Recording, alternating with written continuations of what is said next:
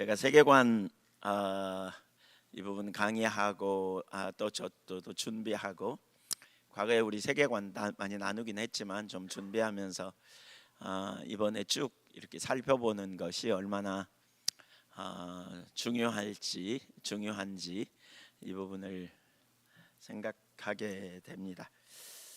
어제 세계관의 정의 그리고 세계관의 기능 그 부분을 아주 쉽고 예를 많이 들어서 이렇게 설명을 했어요.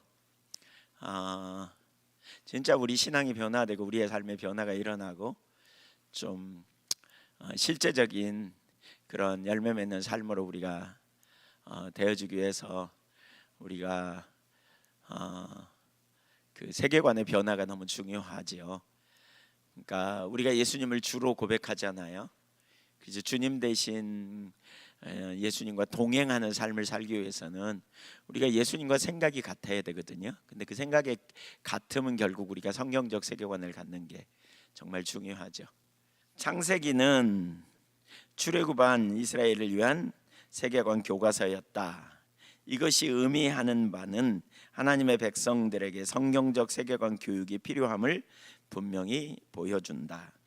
이스라엘 백성들은 자신들의 조상들이 전해준 신앙을 알았다 할지라도 오랜 시간 동안 애굽의 압제 아래에 있어 애굽 사람들이 믿고 있는 종교에 기초한 신앙 이해, 곧 왜곡된 이미지를 가지고 있었을 것이다.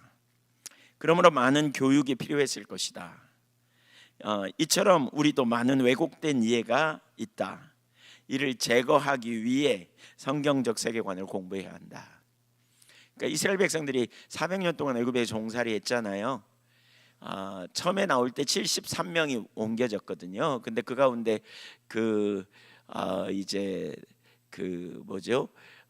요셉과 야곱과 그의 아들들이잖아요. 그러니까 야곱이 신앙을 가지고 있었을 거예요, 하나님에 대한. 그러나 분명히 체계화된 신앙은 아니었을 거고요. 왜냐하면 경전이 있지 않았기 때문에. 그래서 애굽으로 내려갔는데, 그래서 하나님이 약속하신 바 그걸 야곱이 얘기하잖아요. 근데 그 신앙이 400년이면 약 20대 이상, 그러니까 20대 가까이 흘러갔을 텐데 신앙이 잘 지켜졌을 까도 의심스럽고, 물론 이제 일부는 했겠지만 대부분의 많은 사람들은 동화도 됐을 거예요.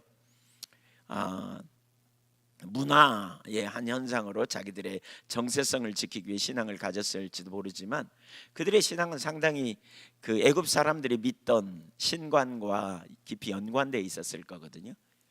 그래서 그 모세에 의해 창세기가 기록되잖아요. 그럼 모세가 창세기를 왜 기록했을까? 누구를 위해서? 출애굽한 이스라엘 백성들을 가르치기 위하여. 물론 성령의 감동으로 당연히 기록했죠. 근데 그렇게 기록했을 거예요, 당연히. 근데 그러니까 창세기를 통해서 혼합주의에 빠져 있고 혼돈에 빠져 있는 이스라엘 백성들에게, 애굽에서 종살이하던 그들에게 너희가 믿는 하나님이 누구이며 이 세상은 어떻게 만들어졌으며 그리고 또 인간이 왜 타락했으며 하나님이 무슨 일을 하고 계시는지, 그리고 하나님의 함께 하심이 결국 놀라운 축복이고 하나님이 구속하시기 위해서 아브라함과 이삭과 야곱을 택해서 너희를 택한 거야, 이걸 가르치는 그러한 목적으로 쓴 거죠. 예를 들면 애굽 사람들은 전에도 나눴지만 태양을 신으로 섬겼거든요. 피조물인데 태양을 신으로 섬겼어요. 그때 하나님 뭐라 그래요? 그러니까 구약 성경에 뭐라 그래요? 하늘의 큰 광명체와 작은 광명체를 하나님이 만드셨다 그랬어요. 큰 빛을 내는 물체라는 거예요. 그건 신이 아니고 물체, 하나님이 만드신 물체다. 그건 경배의 대상이 아니다. 그리고 하나님은 유일하신 하나님이심을 가르치는, 그러니까 이렇게 이스라엘 백성들에게 교육이 필요했다는 거죠. 많은 왜곡된 생각이 고쳐지고 새롭게 되면서 그들의 신앙이 변화되고 회복됐을 거거든요. 이처럼 우리가 성경적 세계관을 제대로 이해하는 게 되게 중요해요. 성경에 기초하여 올바로 이해하는 게 얼마나 중요한지 몰라요. 사실 우리도 이 부분에 아주 세세하게 좀 돌아보는 게 되게 필요해요. 자, 그러면 보겠습니다. 8가지를 볼 텐데, 첫째, 하나님이 누구이신가 같이 읽어보죠. 시작. 하나님은 무한하시고 삼위인격이시며 초월적이고 내재적이며 전지하시고 주권자이시며 선이시다. 우선 오늘 이 살펴보는 것은 제가 기독교 세계관과 현대 사상이라는 책에서 제임스 사이어가 쓴 기독교 세계관과 현대 사상에서의 그 기독교 성경적 세계관의 명제를 가지고 왔어요. 그래서 그걸 기초로 나누면서 여러 가지 첨부해서 좀 이렇게 설명할 겁니다. 첫째, 하나님은 무한하시다.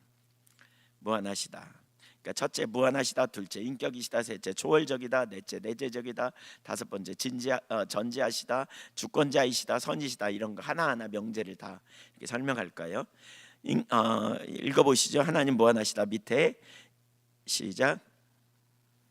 인간의 어떤 측정이나 범위도 뛰어넘는 분이시라는 의미. 이게 뭘 의미하느냐면 모든 피조물과 구별된 분이에요. 모든 피조물과 구별된 유일하신 하나님을 얘기하는 거예요. 그래서 무한하시다라고 말할 때 4가지 의미를 담고 있다 이렇게 표현하거든요. 첫 번째, 전지하심. 그러니까 지식에 부족함이 없는 거죠. 모든 걸 다 아시는 하나님. 두 번째, 전능하심. 능력에 제한이 없는 하나님. 세 번째, 영원하신. 시간에 제한이 없는 거죠. 네 번째, 무소부재하심. 공간에 제한이 없는 하나님. 그 얘기예요. 전지하심, 지식에 제한이 없다는 거죠. 시편 139편 1절 이하에 보면 여호와여 주께서 나를 살펴보셨으므로 나를 아시나이다. 그러니까 내가 앉고 일어섬을 아시고 멀리서도 나 생각을 밝히 아시오며 길과 눕는 것을 보셨으므로 나의 모든 행위를 익히 아시오니. 4절에 내 혀의 말을 알지 못하시는 것이 하나도 없습니다. 주님 다 아신다는 거예요. 주님은 모르심이 하나도 없어요. 주님 앞에 감출 수 있다? 없어요. 그래서 우리가 사실 이 전지하심을 깨달으면 우리는 정직할 수밖에 없는 거죠. 정직해야 돼, 하나님 앞에. 그러니까 우리가 하나님을 알면 그분 앞에 우리가 어떻게 서야 하는지가 보여요. 정직해요. 가리울 수 없어요. 외식 이런 거 다 안 통해요. 하나님 앞에 우리는 투명함, 투명함을 인식하고 그분 앞에 우리가 어린아이처럼 서는. 요한일서 3장 20절도 이는 우리 마음에 혹 우리를 책망할 것이 있어도 그제 읽으시죠. 하나님은 우리 마음보다 크시고. 읽을 때 열심히 읽으세요. 공부 잘하는 학생은 열심히 읽는 거예요. 여러분 학생으로 지금 오셨으니까 열심히 읽기도 하고 성령의 조명으로 깨닫게 해달라고 기도도 하면서 열심히 읽어보자고요. 모든 것을 아시는 주님은 모든 것을 다 아시는. 그 다음에 하나님이시죠. 이거 좋은 소식이에요, 나쁜 소식이에요? 좋은 소식만이에요? 좋은 소식이죠. 다 아니까. 근데 좋은 소식뿐인가요? 예. 여러분이 무슨 생각하고 있는지 오늘 그 인간 바라보면서 무슨 악한 마음을 품었는지도 다 알 수 있어요. 그러니까 우리가 하나님 앞에 이게 좋은 소식이면서 동시에 하나님을 경외하도록 만드는 일이죠. 우리가 믿는 하나님이 누군지. 두 번째, 전능하심. 능력에 제한이 없음. 여호와께 능치 못한 일이 없다. 이건 그 사라에게 말씀하시는 거죠. 그 다음에 내가 할 수 없는 일이 있겠느냐, 하나님이 이렇게 말하죠. 또 하나님은 다 하신다. 하나님은 몽땅 다 하신다. 못 하시는 일 하나도 없다. 유인물 받아가지고 앉으세요. 네, 유인물 안 받았습니다. 네, 그러니까 대표적으로 하나님의 전능을 나타내신 일 가운데 하나는 창조죠. 사실 창조를 보면 전 하나님의 전능하심이 선명하게 보여요. 그래서 주님의 높고 위대하심을 내 영혼이 찬양하네 그러잖아요. 주 하나님 지으신 모든 세계. 이 누가 세계를 지을 수 있어요, 말씀으로? 예레미야 32장 17절 주 여호와여 주께서 큰 권능과 표심발로 천지를 지으셨사오니 주에게 할 수 있는 일이 없으시니이다. 다 할 수 있습니다. 전능하심, 능치 못함이 하나도 없는. 그러니까 하나님의 능력이 얼마나 크시고 놀라우신지. 여러분, 개인적으로 제가 제가 최근에 우리 청년들을 믿음에 대한 갈등을 참 많이 겪고 있는 것 같아요. 그러니까 이제 예동일기 그 동행일기 보면서 우리 청년들이 믿음에 대한, 그래서 믿음에 의한 삶을 시리즈로 좀 해야 되겠구나, 제가 그런 생각이 들었는데, 우리 믿음은 결국 뭐냐? 믿음의 대상이신 주님을 아는 거고요. 주님을 아는 비결이 뭐예요? 주님이 우리 안에 삶에서 행하신 일을 아는 거예요. 그러니까 오늘 아침에 히브리서 그 3장 후반부를 봤는데, 그러니까 그 핍박이 오고 어려움이 오니까 그 히브리서의 독자인 유대인 기독교인들이 예수님을 배교하고 떠날 것 같아서 그들을 향하여 쓴 이제 그 서신서인데요. 거기에 뭐라고 말하냐면, 너희 조상들이 그 40년 동안 나의 행사를 보았다. 이건 무슨 얘기예요? 행사를 보았다는 말은 기적을 보았다. 바꿔 말하면, 이거 이스라엘 백성들 표현으로 말하면 뭐예요? 은혜를 체험했다, 그 얘기예요. 40년 동안 한번 생각해 보세요. 10가지 재앙 쏟은 거 어마어마한 일이죠. 그 다음에 홍해를 가른 거 어마어마한 일이에요. 쓴물을 단물로 바꾼 거, 또 만나와 메추라기를 먹인 거. 근데 17장에 가니까 물이 없다고 투덜거리다가 모세를 돌로 치려고까지 하거든요. 아마 그날 아침에 만나 주워 먹고 오후에 그 짓을 했을 거예요. 그러니까 하나님 입장에서 보면 하나님 입장에서 보면 어이없을 거예요. 그래서 거기 뭐라 그러냐면, 너희가 40년 동안 나의 그 기적을 체험해놓고도 너희가 나를 시험했다. 거기서 시험했다는 말은 의심하고 하나님을 의심하고, 그래서 못 믿고, 그래서 불신앙으로 반응했다, 그 얘기거든요. 그러면 그건 광야 그 이스라엘 백성들만의 문제냐? 아니에요. 정확히 오늘 우리의 문제예요. 많은 사람들이, 제가 최근에 그 설교했죠. 이한교회 주일 낮예배, 우리 최근에 몇 주 전인가, 우리 지난번에 추수감사절 한 것 같은데 그 주일에 그 설교했죠.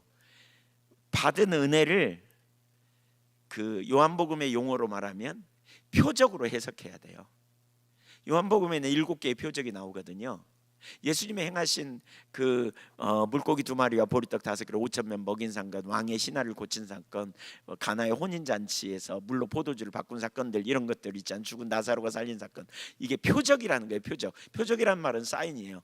사인이라는 말이 뭐예요? 손가락과 같아요. 여러분, 제가 저 추리를 가르쳐요. 그러면 제 손가락을 봐요. 제가 가르치면 저거 보세요. 그러면 이걸 봐요. 추리를 봐요. 예수님이 우리에게 베푸신 은혜가 이와 같은 사인이라는 거예요. 그러니까 그 손가락 끝을 따라가 봤더니 거기 예수님이 있는 거예요. 하나님이 보이는 거예요.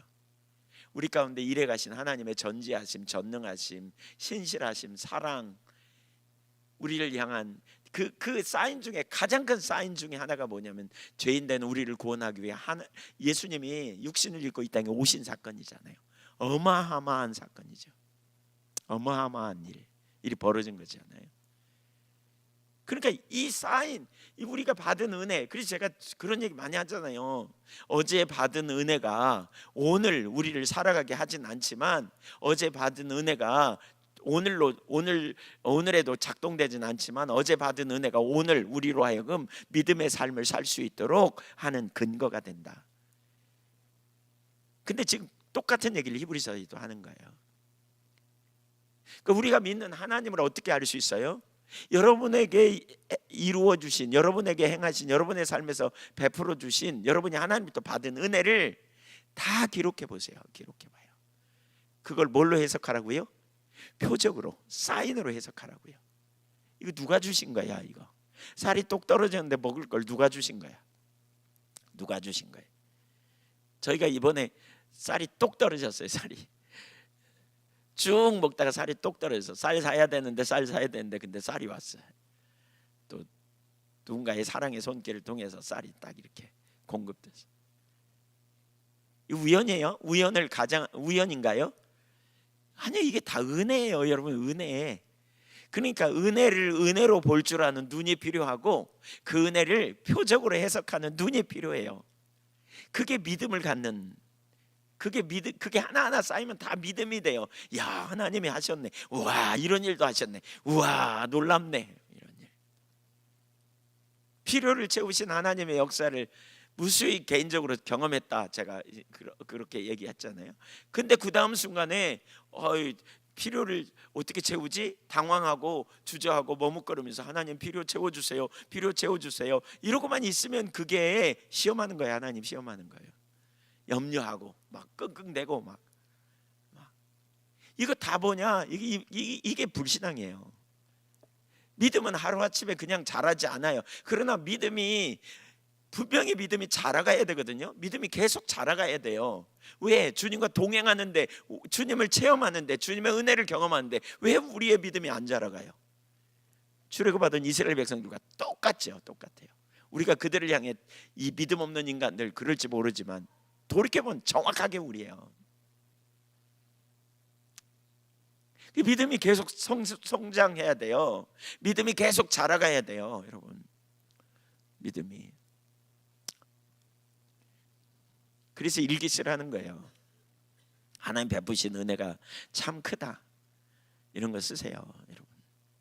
그 기록해 놓고요, 믿음이 똑 떨어지면 가서 일기 다시 뒤적거려서 쭉 보세요. 하나님이 내게 베푸신 은혜가 너무나 놀라운, 어제의 은혜가 오늘 나로 하여금 믿음의 삶을 살 수 있도록 한다니까요. 이 기록해 놓는 게 그래서 중요해요. 기록 안 하면 다 잊어버려요.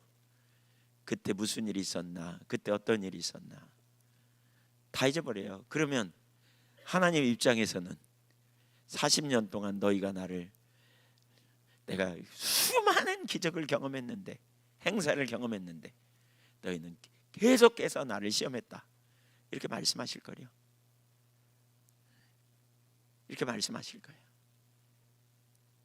그러니까 여전히 수많은 은혜를 경험하고 믿음이 자라야 되는데 여전히 머뭇거려. 여전히 세상적인 계산으로 주판을 튀기고 있어. 여전히 주님께 올인하며 걸어가는 삶을 살지 못해. 여전히 제가 어제도 나눴지만 우리 아이들 이번에 소명에 대해서 나누면서 아이들이 그 하나님이 부르시면 하나님이 능력이라서 능력도 주시고 그 일을 감당하게 하실 걸 믿냐고 그러면 아멘해요. 근데 정작 나누다 보니까 이게 보이더라니까요, 아이들이. 예. 여러 가지를 쭉 나누다 보니까 그거 너무 좋은데 근데 난 안 돼. 왜냐하면 난 머리도 나쁘거든. 난 그만큼 하는데 난 능력도 없거든. 난 그만큼 할 만큼 그 가정에서 도울 힘도 없거든. 난 돈도 없어. 난 능력도 없어. 그러니까 기대감도 별로 안 해. 나에게 뭐 하나님 이런 마음 가지고 소명을 듣는다고 앉아 있는데 그게 무슨 차 띄고 포 띄고 다 막아버리고 담을 다 싸놓고 위험부담 감수 안 할 거고, 그렇게 하면 힘들고 그렇게 하면 어렵고 그렇게 하면 문제가 생길 거니까 안 가고 이러는데 무슨 믿음의 삶을 살겠어요? 우리 마찬가지예요, 여러분. 우리 마찬가지예요. 지금 하나님께서 우리를 통해서 행하시고자 하는 크고 놀라운 일이 있는데 우리가 다 이게 철벽이 쳐졌어. 철벽이 불신앙으로 똘똘 뭉쳐져 있어. 가나안 못 가는 거죠. 가나안 못 가는 거. 돈이 없어요. 내가 가진 게 없어요. 아이고 목사님, 우리 수준을 보세요. 우리 수준에 그런 일을 어떻게 해요? 다 이게 쳐져 있는 거죠. 왜? 믿음이 없어. 옛날 얘기하라 그러면 옛날에 받은 은혜는 간증 잘해. 근데 그거가 현실과 연결이 안 되는 거죠. 믿음과. 그러니까 계산하는 거예요. 다 주판을 튀겨봐요.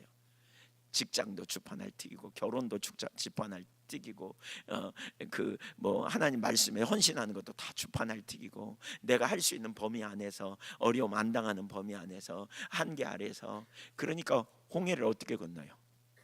그러니까 가나안으로 어떻게 들어가요? 그러니까 여리고성을 어떻게 점령해요?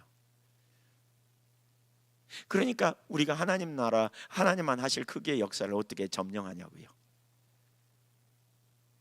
우리 아이들이 다 그런 상태인 걸 제가 보면서 깜짝 놀랐어요. 제가 그 얘기 했더니 우리 유미 선생님이 이거 다 바꿔야 된다, 이거 부모님들도 다 변화돼야 된다, 그래서 다 세계관 참석하면 좋겠다, 막 이런 얘기 하시는 거예요. 성경적으로 생각하고 성경적으로 우리가 따른다는 건 완전히 우리가 가진 한계 아래서의 삶, 이게 뭐예요? 이거는 육체를 의지하는 삶이에요. 복음 안에서 삶은 뭐예요? 원래 우리 힘으로 안 되니까 하나님의 아들이 오셨고, 우리의 구원은 전적인 은혜로 구원받았고요, 하나님의 능력으로 구원받았어요. 그런 것처럼 그 이후에 우리가 갈라디아서 2장 20절 삶을 사는 건 뭐예요? 내가 그리스도와 함께 십자가 못 박아 죽었어, 이제 내가 사는 게 아니야. 그러면 우리는 어떻게 살아요? 나를 사랑하사 나를 위하여 자기 자신을 버리신 그 하나님의 아들을 신뢰하는, 그 아들을 의지하는 그 믿음 안에서 살아가는 삶이죠. 그 아들이 지혜 없는 나에게 지혜와, 그 아들이 나에게 길이 되시고 진리가 되시고 생명이 되시고 능력이 되시고, 그 아들 안에서 사는 게 이게 능력이죠. 이게 복음이죠. 이게 복음 안의 삶이고, 이게 성경적 세계관 아니에요? 우리가 계산하는 범위 안에서의 삶이 아니라 그걸 넘어서는 경험, 비교할 수 없는 하나님이 우리를 인도하시고 말씀하실 때 그 전부를 걸고 따라가면 정말 하나님만 하실 정말 놀랍고 큰 일을 이루실 그 역사를 경험하는 이 자리로 우리가 가려면 그 믿음이 자라가야 돼요. 여러분은 믿음이 자라고 있는지 한번 생각해 보세요. 자라가고 있는가요? 아니면 그냥 옛날 10년 전이나 20년 전이나, 아니면 똑같아, 그냥 그거야. 그냥 믿음을 지식을 좀 쌓아가면 믿음이 생길 줄 알아요? 아니에요, 여러분. 그거는요, 믿음으로 가는 과정은 될지 모르지만 믿음이 쌓이지 않아요. 이건 성령의 조명으로 내가 직관적으로 깨달아지는 것, 하나님의 성품이 깨달아지는 것, 그냥 믿어지는 이런 은혜가 있는가 하면, 우리가 믿음의 성장은 하나님이 주신 체험적 다트죠. 체험적 지식을 통해서, 그러니까 받은 은혜를 통해서 하나님이 어떤 분인가를 우리가 구체적으로 인식하게 되면서 그 하나님을 신뢰해가는 거예요. 인격체 대신 하나님을 신뢰하는, 이게 믿음이에요. 이게 자라가지 않으면 똑같아요. 청년들 오늘 청년들이 별로 많이 줄었네. 네, 청년들 잘 들으세요. 제가 청년들 일기를 쭉 보니까 다 믿음과 관련해서 많이 벌벌 떨고 있는 것 같은데, 자라가지 않으면 청년 시기나 60대서나 비슷해. 안 자라가면 자라가야 돼요. 훈련을 통해서 하나님께서 우리를 광야로 이끄시고 빚어가시는데, 이게 되게 중요한 문제입니다.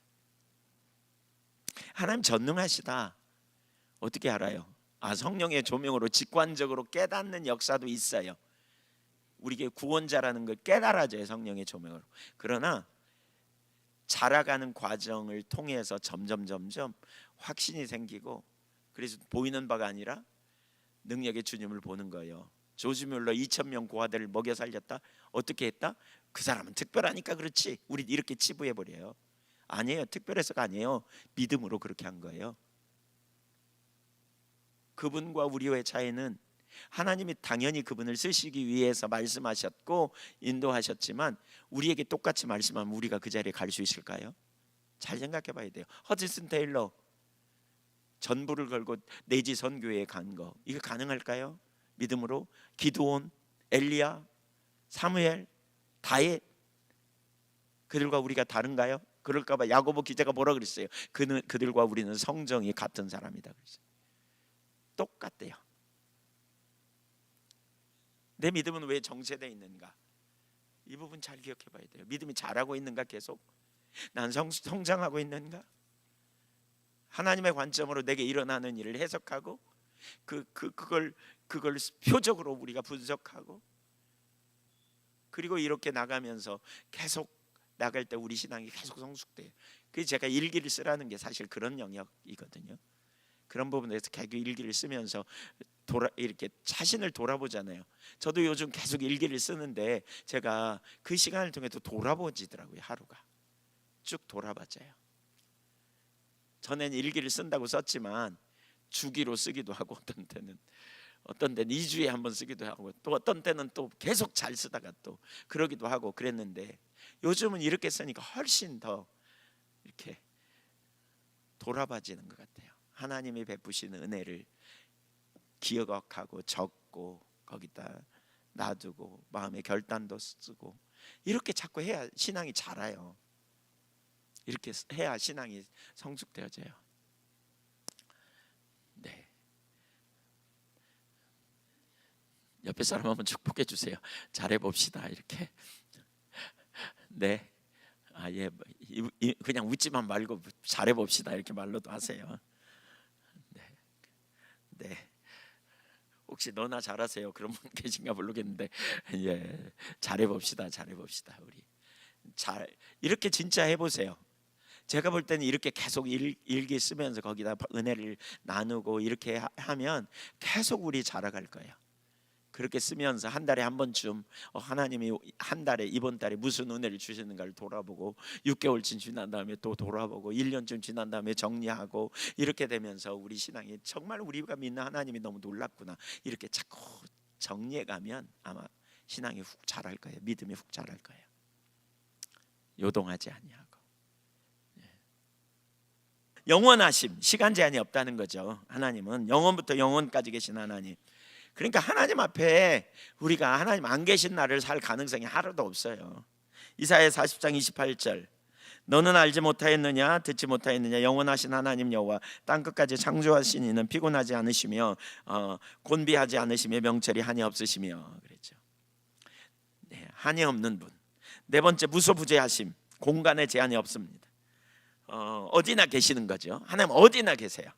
시편 139편 7절 내가 주의 영을 떠나 어디로 가며 주의 앞에서 어디로 피하리까. 읽으세요.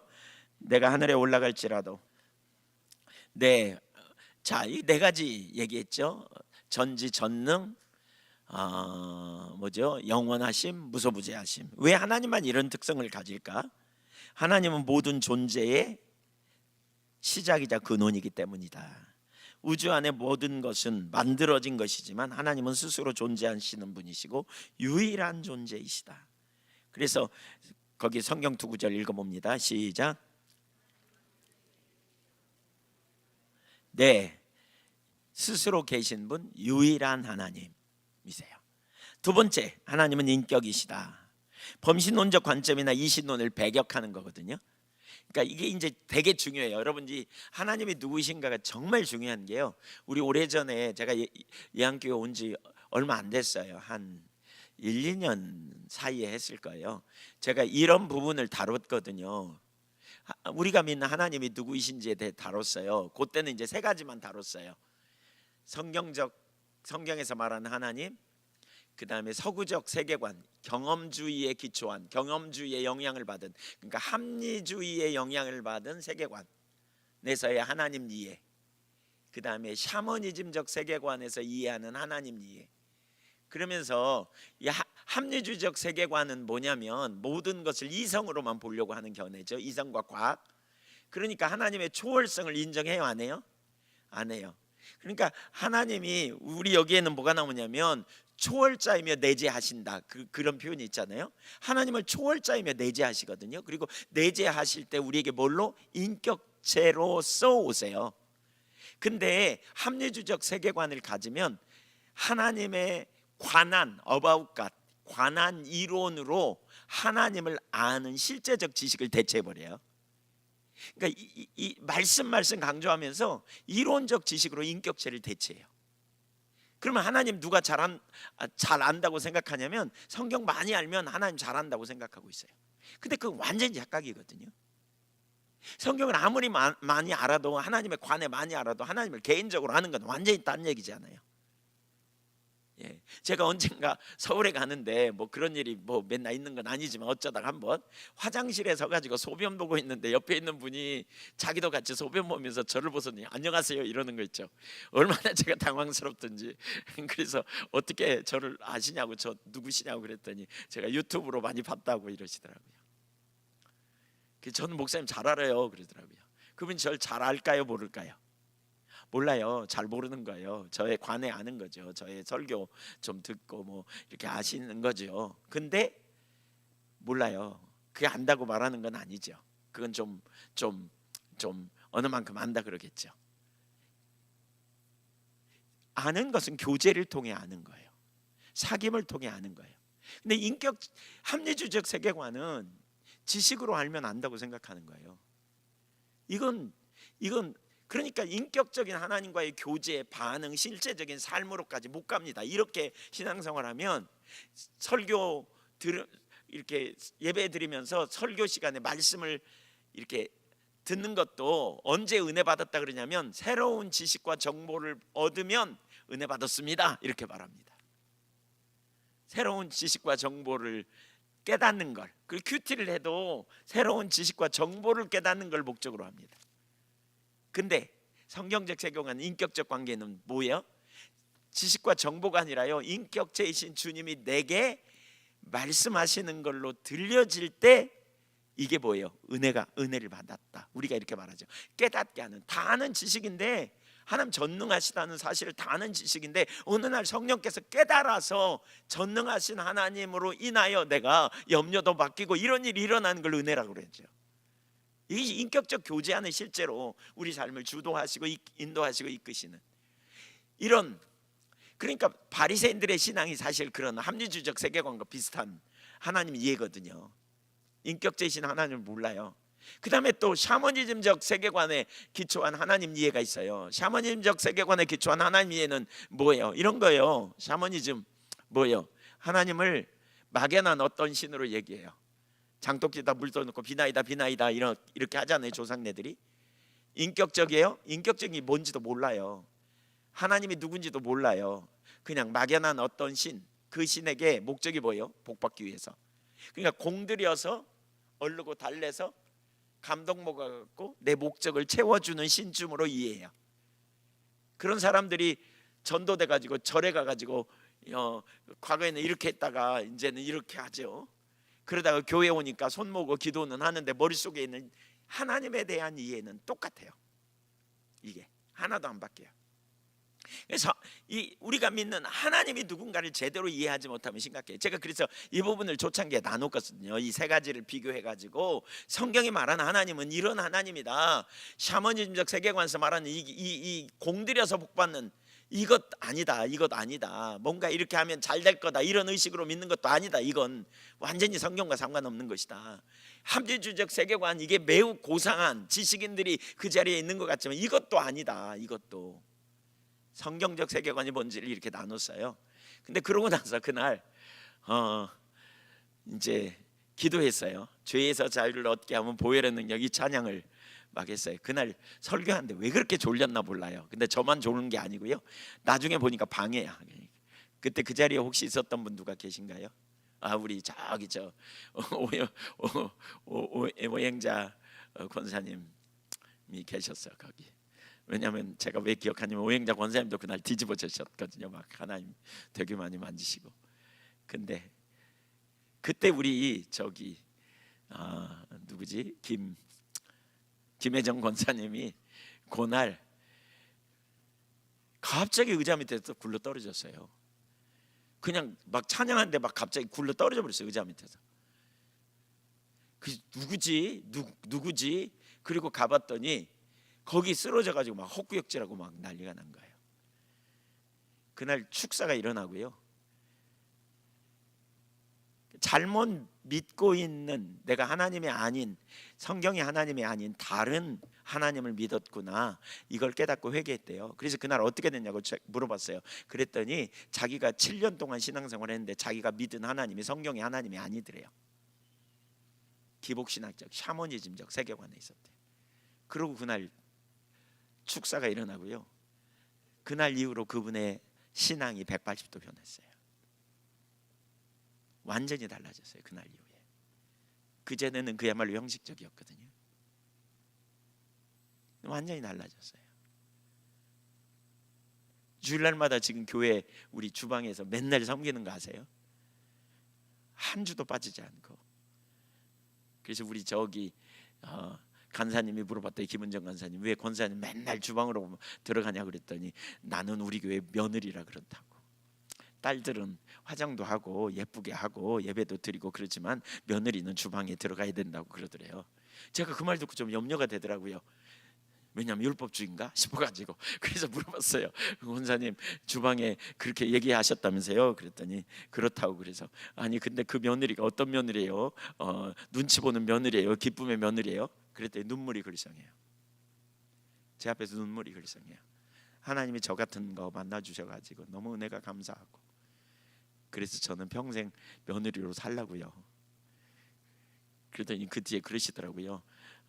목사님 은퇴할 때까지 자기가 며느리 하다가 그 다음에 또 며느리 하나 발견해가지고 집어넣고 자기는 나올 거라고. 이렇게 인격체 대신 살아계신 주님을 만나니까 삶이 완전히 달라진 기복신앙. 아까 샤머니즘적 세계관의 신과는 절대 깊은 헌신으로 못 가요. 아까 합리주의적 세계관에 기초한 신앙은 어느 성까지 헌신하고 도덕적으로 매우 모범적인 것처럼 보이지만 진짜 하나님과 교제하고 동행하는 삶으로는 못 가요. 절대 못 가요. 거기 합리주의적인 사고 이성에 기초한 어느 수준까지의 헌신은 있을지 모르지만 주님께 전 존재를 걸고 따라가는 유언부담 감수 전혀 안 돼요. 이런 거. 근데 그게 성경은 아니거든요. 그래서 우리가 성경적 세계관을 이해하는 것이 너무너무 중요하다는 생각을 제가 그 뒤에 집회 가서 꽤 많이 나눴어요. 근데 나누고 나면 꽤 많은 분들이 자기가 믿었던 하나님이 30년 신앙생활 했는데 자기가 믿었던 하나님이 성경의 하나님이 아니었다고 고백하는 얘기도 많이 들었어요. 제가 이런 구분이 잘 안 되니까. 우리 하나님이 누구이십니까? 사실 우리가 믿는 하나님을 제대로 알아야 제대로 믿죠. 여러분 부부간의 갈등이 막 끊어지지 않는 이유는 서로를 잘 몰라서 그러잖아요. 서로를 알면 사랑하는데도 싸워. 왜? 모르니까 그래요. 모르니까. 하나님과 우리와의 신앙생활도 마찬가지라고 저는 생각해요. 우리가 하나님 사랑하는데 엉뚱한 짓 한단 말이에요. 다 사랑한다고 말해요. 근데 엉뚱하게 믿어요. 왜? 하나님이 누구인지 모르니까. 그래서 배우려는 태도와 중심의 자세를 갖는. 자, 두 번째, 하나님은 인격이시다. 그래서 이 부분이 되게 중요해요. 범신론적 관점이나 이신론은 뭐냐? 그러니까 합리주의, 계몽주의의 영향을 받은 하나님은 초월자이지 내재하시는 분이 아니다, 이렇게 보는 그런 거죠. A번 같이 읽어봅니다. 이제 빨리 나가야 되겠는데 시작. 하나님은 단순한 힘, 에너지, 현상이 아니다. 하나님은 인격이라는 말은 계속 단순한 감정이 있다는 뜻이 아니라 스스로 존재를 알고 자의식, 스스로 결정을 행동할 수 있는 존재, 자기 결정력이라는 의미다. 하나님은 존재한다는 것을 알고 계시고 뜻을 가지시고 생각하시고 말씀하시고 행동하시는 분이라는 의미다.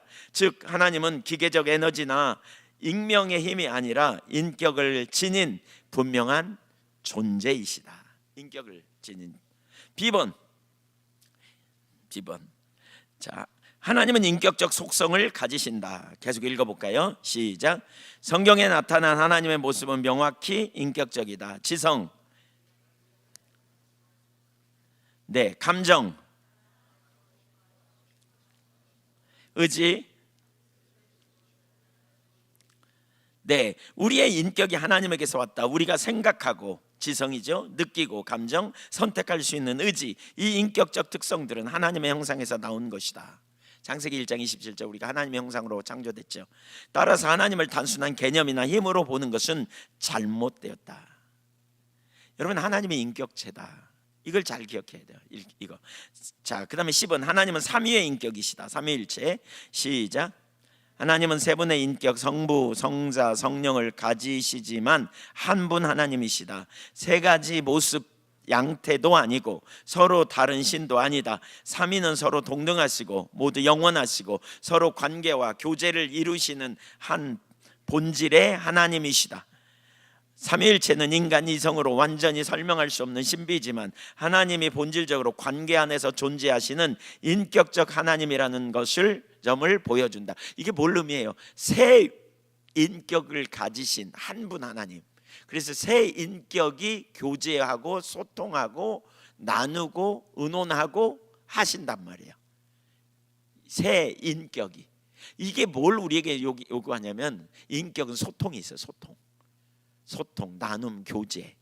그래서 우리가 주님의 말씀을 듣는 거예요. 설교를 통해서 주님의 말씀을 듣고, 성경을 읽는데 주님의 말씀을 듣고, 우리는 주님께 뭐 하고요? 말씀을 들으면 반응하고, 또한 우리가 주님께 말씀을 드리고, 주님께서 우리에게 인도하시고, 이런 소통이 있어요. 소통이. 인격적 관계가 진짜 많이 가려졌어요. 제가 여기저기 다니면서 나눠보면요, 인격적 관계라는 말은 신학적으로 다 말하거든요. 근데 인격적 관계가 실제적인 관계로는 잘 안 돼. 그러니까 보세요. 인격적 관계, 이것만 제대로 인식해도요, 우리가 기도할 때 누구에게 하는 거예요? 하나님 앞에. 그러면 하나님 앞에 인격적 관계, 인격체이신 하나님 앞에, 여러분 옆에 있는 사람이 인격체예요. 한번 쳐다보세요. 두 분씩 한번 보세요. 그분 안 보고 말해보세요. 눈을 다른 데로 두고 말해보세요. 예. 머릿속에 딴 생각하고 이 사람이 나에게 말하는구나 생각해 보세요. 기분 좋아요, 나빠요? 기분이 어때요? 네. 기분 되게 나쁘죠. 네. 여러분, 하나님 찬양하는 거예요. 하나님, 우리 예배만 해도 완전히 달라져요. 하나님이 인격체다. 우리가 누구에게 예배하냐? 하나님께 예배한다. 근데 한 인격체이신 하나님, 우주 만물을 창조하신 하나님께 예배한다. 근데 그 하나님께 예배하는데 찬양을 누구에게 드려요? 하나님께 드려요. 근데 그 하나님께 예배하는데 마음도 한 개도 안 담어. 생각도 전혀 거기에 집중하지 않아.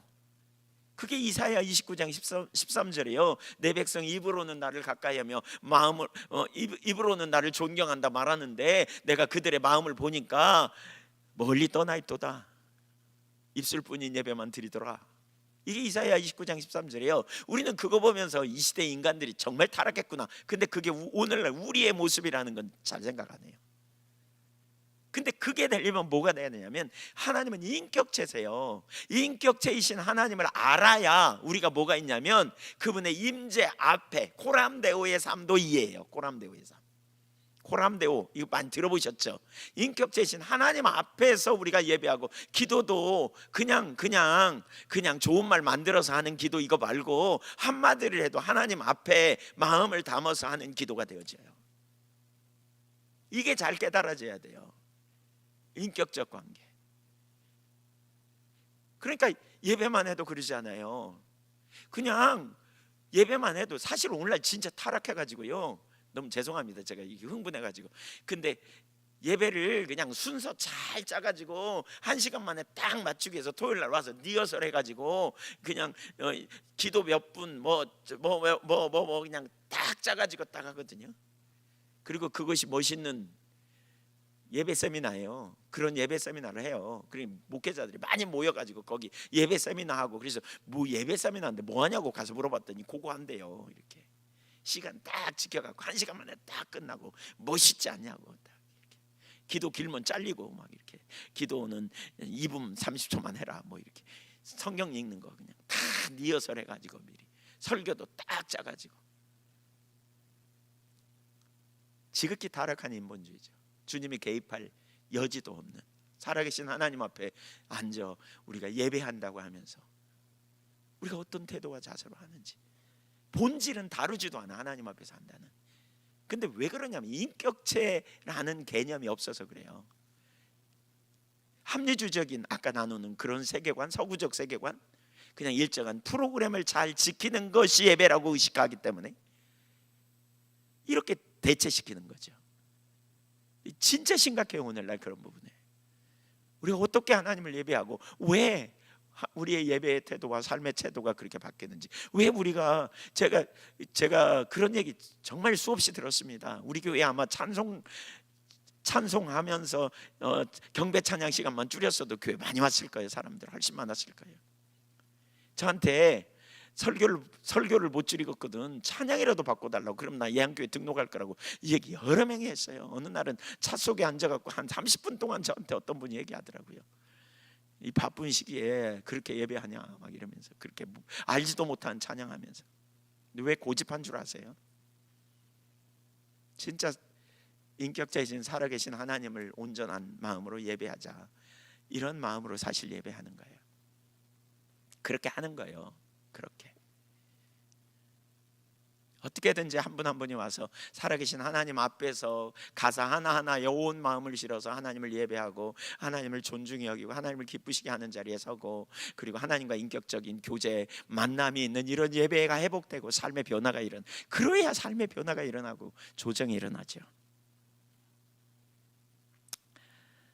D번 읽어봅니다. 시작.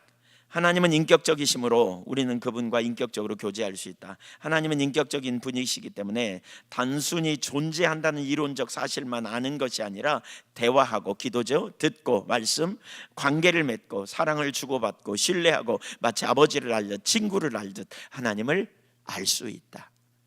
요한복음 17장 3절에 영생은 곧 유일하신 참 하나님과 그의 보내신 자 예수 그리스도를 믿는 것, 아는 것, 아는 것이라고 하죠. 아는 것. 여러분, 아는 것이 아는 것과 믿는 것을 같은 맥락으로 사용하고 있어요. 알아야 믿거든요. 거기서 안다는 말은 이론적으로 안다는 게 아니에요. 예. 헬라어로 기노스코, 그 히브리어로 야다 혹은 야다의 그 명사형 다트, 체험적으로 알다, 이런 다 체험적으로 알다는 거죠. 실제적으로 아는, 성령의 조명을 통해. 그 다음에 2번 하나님의 이름 읽어보죠. 시작. 야훼는 단순한 호칭이 아니라 하나님의 언약 가운데 백성과 함께 하시는 분이라는 의미를 담고 있다. 출애굽기 3장 15절 시작. 하나님이 또 모세에게 이르시되 너는 이스라엘 자손에게 이같이 이르기를 너희 조상의 하나님 여호와 곧 아브라함의 하나님, 이삭의 하나님, 야곱의 하나님께서 나를 너희에게 보내셨다 하라. 이는 나의 영원한 이름이요 대대에 기억할 나의 칭혼이라. 너희 조상의 하나님 여호와 그러죠. 여호와라는 말이 이제 출애굽기에서 여기 처음 나옵니다. 여호와라는 말이. 그러니까 하나님이 이스라엘 백성들을 불러내셔서 구원하기 위해 모세를 보내겠다니까 모세가 너 보낸 자가 누구냐 그렇게 말하면 뭐라 그래요? 그랬더니 스스로 있는 자가 보내셨다 하라. 그러다가 나는 너희 조상들의 하나님 여호와야 이렇게 표현합니다. 너희 조상의 하나님 여호와야. 그러면 우리는 이 구절을 읽으면서 조상의 하나님 여호와 그러면 어디를 봐요? 우리는 순서상 창세기를 보겠죠. 창세기 1장 1절부터 2장 3절까지는요 엘로힘만 나옵니다. 하나님의 이름이 엘로힘으로만 나와요. 전에 나눴으니까 그냥 간단히 언급하면. 근데 2장 4절부터 4장까지 나오는 하나님은 야훼 엘로힘으로 나옵니다. 여호와 하나님. 그래서 이 야훼 여호와라는 말이 의미가 뭐냐? 이건 이제 지난번에도 쭉 나왔지만 하야 동사가 그 속에 포함되어 있거든요. 그래서 출애굽기 3장 12절부터 14절까지 보면 있다라는 표현이 계속 그 하야 동사가 들어가 있어요. 그래서 그걸 근거로 신학자들은 뭐라 그러냐? 언약적 관계 안에서 함께 하시는 하나님. 이게 하나님의 이름 야훼 속에 포함된 의미라는 거예요. 함께 계시는 하나님, 함께 동행하시는 하나님, 이걸 얘기해요. 그래서 이렇게 밑에 봅니다. 예, 그러니까 인격적이고 개인적 친밀한 관계를 나타내는 하나님. 그래서 창세기 2장 4절 2장 3절 앞부분과 다르게 2장 4절 이하에 보면 하나님이 그때부터는 인간을 손으로 만드시고 짐승도 흙으로 만드세요. 그리고 짐승을 만들어서 아담 앞을 지나가게 해서 아담이 이름을 지으면 하게 하고 아담의 아내 하와를 만들어주고 그 다음에 아담을 이끌어서 에덴 동산에 이끌어 들이시고, 그러니까 인간을 위한 하나님의 세밀한 배려와 인간을 직접적으로 교제하고 인간에게 사명을 주시되 땅을 지키고 경작하라고 말씀하시고 그 다음에 서늘한 곳을 함께 거니시고, 그래서 친밀한 교제 가운데 있는 함께 하시는 하나님이심을 보이세요. 그러면서 이제 곧 뒤에 나오는 그 이스라엘 백성들, 특별히 이제 출애굽기 19장 같은 데 보면 이제 하나님께서 이스라엘 백성을 애굽에서 불러내시잖아요. 그리고 이스라엘을 시내산으로 인도하셔서 언약을 맺으시죠. 출애굽기 19장부터 24장까지. 그 다음에 성막을 만들라 그러고 40장에 만든 성막에 하나님이 임재하시거든요. 그러면서 동행해야 하세요. 그런데 이제 거기에 보면 이게 이제 되게 많이 나오는데 언약을 맺으면서 언약 공식을 얘기해요. 이게 이제 레위기 26장 12절 이하에도 나오고 11절 13절인가 거기도 나오고, 그 다음에 출애굽기 29장 45절 46절에도 보면 나오고, 이건 구약과 신약에 들어서 반복적으로 나옵니다. 이거 성령을 보내신다라고 하는 표현, 출애굽기 에스겔서 같은 데도 반복적으로 나오는 언약 공식 세 가지 읽어볼까요? 시작.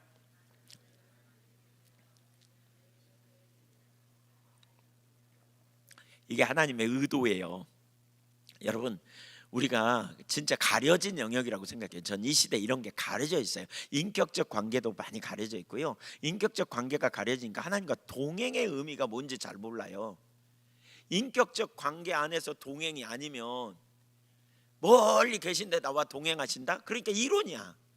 사실 인격적 하나님이 우리와 언약을 맺으시고 뭐라 그랬어요? 나는 너희 하나님, 너희는 내 백성. 나는 너희 아버지, 너희는 내 아들. 나는 너희 신랑, 너희는 내 신부. 그러면서 뭐라 해요? 내가 너희와 함께 있으리라 그러잖아요. 그래서 구약 시대에는 그렇게 약속했다면 신약 시대 예수님이 성육신한 임마누엘 사건이 그 사건이고요. 부활 승천하시면서 누구로? 성령으로 어디 계셔요? 내 안에 계세요. 인격체이신 하나님이 성령으로 우리 안에 내주하시면서 어떻게 해요? 고아처럼 버려두지 않고 우리 하나님이 되고 우리는 그의 그는 우리 아버지, 우리는 그의 자녀가 되는 가운데, 관계 가운데 우리 속에서 계속 말씀하시고 인도하시고 도와주시고, 성령의 역사가 바로 그거잖아요. 고아처럼 버려두지 않고 깨닫게 하시고 이끄시고 돌보시는 실제적인 역사가 우리 안에 일어나는, 이 안에서 우리가 뭐예요? 동행의 역사가 일어나는 거예요. 이 안에서. 왜 하나님이 지속적으로 동행하는 일이 안 되냐면 하나님의 인격성을 놓쳐서 그래요. 인격성을. 그러니까 오늘날 이 시대에 진짜 우리 가운데 깨져야 될 저는 중요한 한 가지가 뭐라고 보냐면 합리주의적 세계관.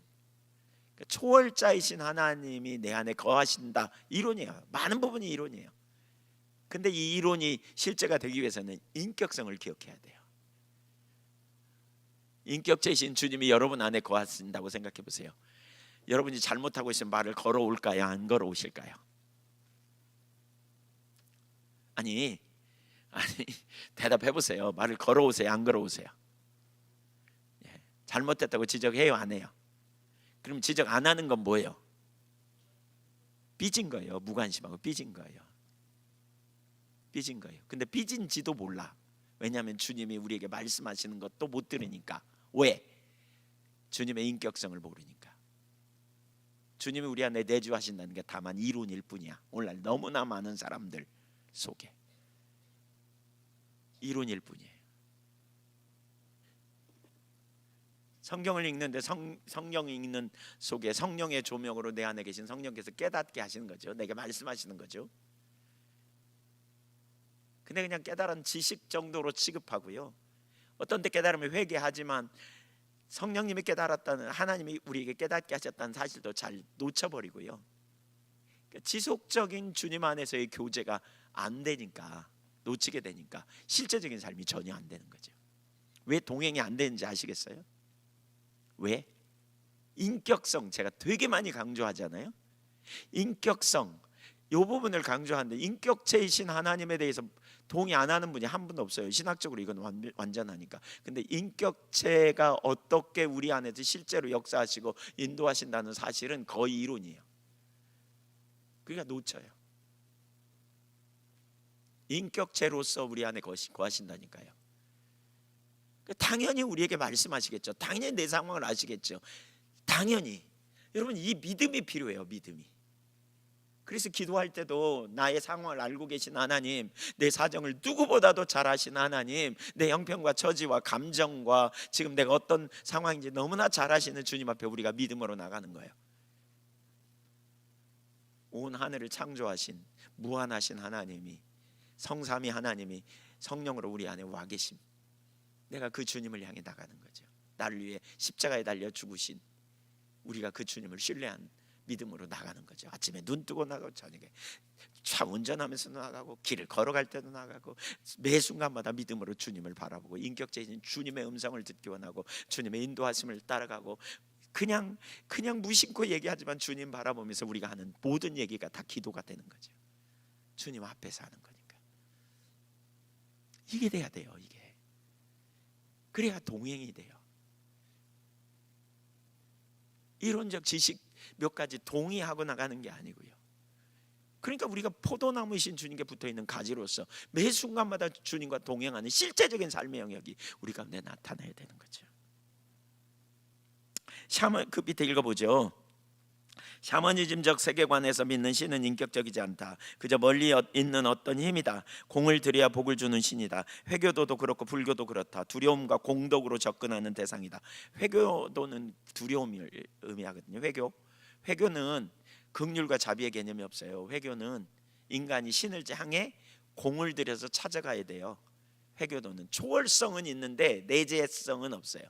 그러니까 우리 여기 뒤에 바로 나오는데 하나님을 초월자이며 내재하시는 분이죠. 그게 우리 신학의 아주 중요한 개념이거든요. 근데 회교도는 초월자 하나님이에요. 초월자.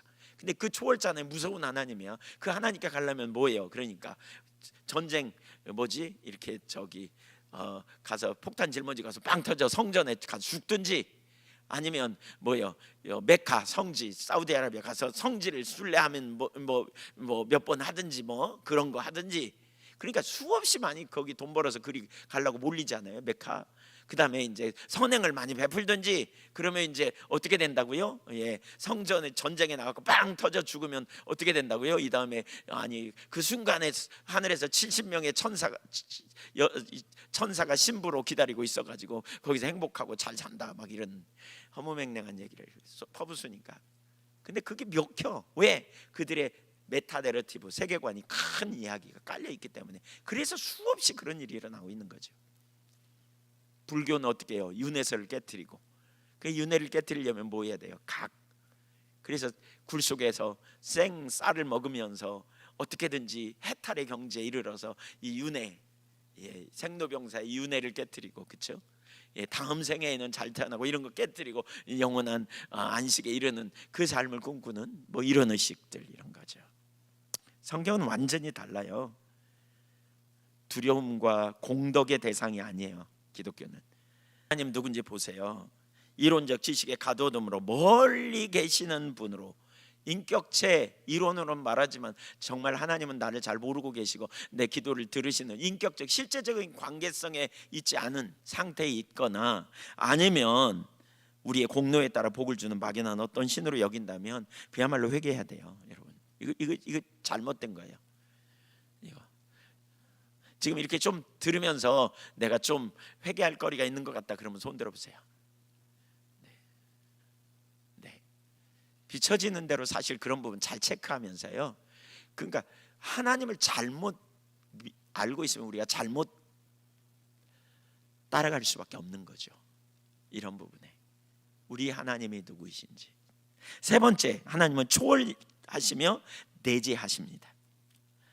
그러니까 두 가지. 하나님은 초월하시는 분이다. 초월한다는 것은 하나님이 우리 인간과 세상 너머에 계시는 분이라는 것이다. 그것은 시간과 공간의 제한을 받지 않으신다. 그분은 시간 밖에서 시간을 보시고 공간 밖에서 온 우주를 보시는 분. 그러므로 우리의 과거, 현재, 미래가 모두 하나님 앞에서는 현재가 된다. 그러니까 시공을 초월하시는 하나님, 뭐예요? 온 우주 밖에서 계시는 분. 그러니까 우리의 시간 밖에, 우리의 공간 밖에 멀리 계시는 분, 완전한 하나님, 그렇죠? 그 하나님, 그래서 능치 못함이 없는 무한하신 하나님, 이 초월자라는 거예요. 그게 그러니까 우리를 구원할 능력이 있는 거예요. 그 하나님 만약에 우주 안에만 거하신다면 우리를 구원할 능력이 없어. 하나님도 우주의 이 자연 법칙에 놓일 수밖에 없어요. 그래서 하나님은 초월자예요. 그럼 그 초월자 하나님이 인간을 구원하기 위해 뭐예요? 육신을 입고 오셨어요. 이게 뭐예요? 성육신 사건이에요. 근데 하늘을 비우고 오시면 안 돼요. 왜냐하면 그 구원론에 받지 않아요. 하나님이 초월자 하늘에 계시면서 육신을 입고 오신 거예요. 하늘을 비우고 오신 게 아니에요. 그래서 인간을 구원하기 위해 육신을 입고 오셨어요. 그러나 여전히 하나님은 하늘에 계시고 성자 하나님이 육신을 입고 오신 거예요. 그리고 십자가에 달려 죽으시고 부활 승천하셔서 하늘에 오르시고 성령님이 또 우리 안에 오셨어요. 그래서 주님은 따라서 초월자이며 내재하시는 분. 예수님이 뭐라 그래요? 이렇게 표현해요. 하늘에 계신 우리 아버지, 이게 그런 맥락이에요. 하나님은 초월자이시지만 우리에게 아버지가 되시는 하나님.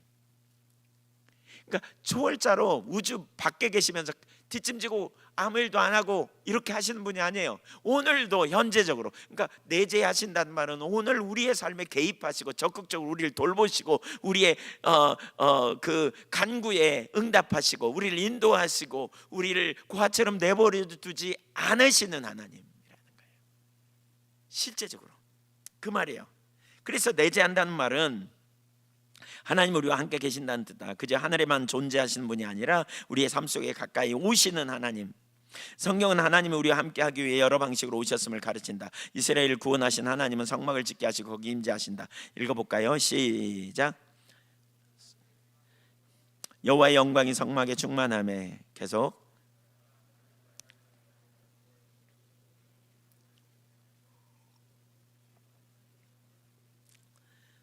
네, 3장 16절 시작.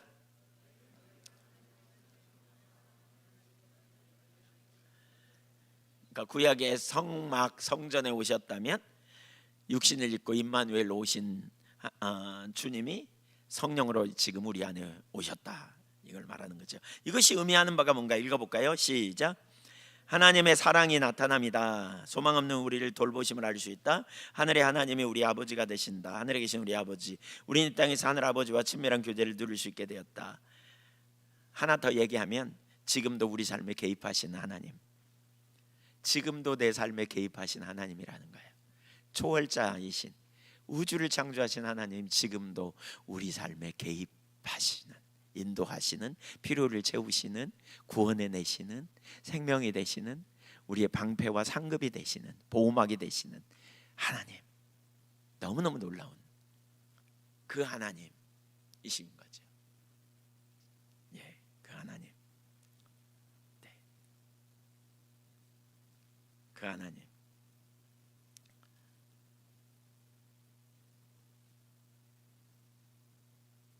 이 하나님을 우리가 믿는 게 얼마나 중요한지 몰라요.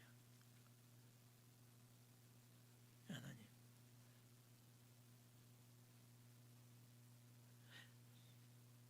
자, 네 번째, 하나님은 주권자이시다. 예, 이건 제가 원고를 보내놓고 난 다음에 약간 바꿨는데, 하나님의 주권자라는 말은 우선 온 세상과 모든 존재를 가장 높은 권위로 다스리시는 분이라는 거예요. 역사 전체를 이끌어 가신다는 뜻이에요. 역사 전체를 이끌어 가신. 왜 하나님이 주권자냐?